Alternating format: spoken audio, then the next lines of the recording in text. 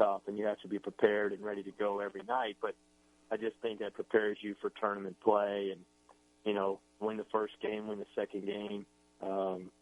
I just think all that stuff prepares you and gets your kids, battle tested. And we've been battle tested, but that's the one thing is the first 2 days or first 4 days, I guess, the first 2 rounds, that's kind of for the underdogs and for the great TV and the Cinderella. But most of the time, I saw something today, the Sweet 16 is usually going to have 13, 14, BCS programs. This year it has 15, and then Gonzaga, which is really another high major. Your offense continues to be successful, putting up more than 80 points per game, even though you play in such a physical, successful conference like the Big 12. What are the keys that you stress for your team offensively? Well, you got to have good players.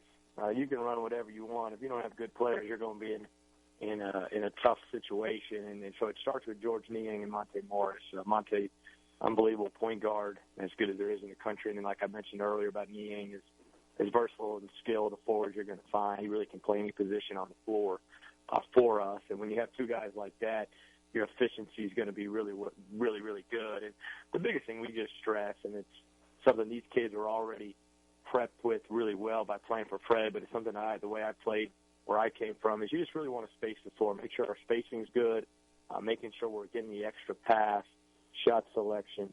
But spacing is the biggest thing that we like to talk about, and then really making the extra pass.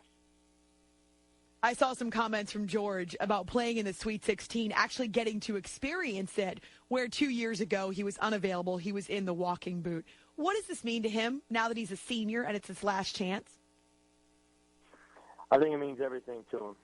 He's as upbeat and happy as I've seen him throughout this year. I think your best players have to play great in March for you to win and for you to advance. And he's averaging 28 a game in the tournament right now and playing extremely well. And I think he was a huge difference the last 5 minutes of the first half against Little Rock. And so I think he's on a great ride, and that's the biggest thing you want as a coach. You want your kids happy, and you want to see them have a lot of success. And so, he's going to be ready along with the rest of our guys on Friday. That's part of my conversation with Iowa State men's basketball coach Steve Prohm from earlier in the show. It's After Hours with Amy Lawrence here on CBS Sports Radio.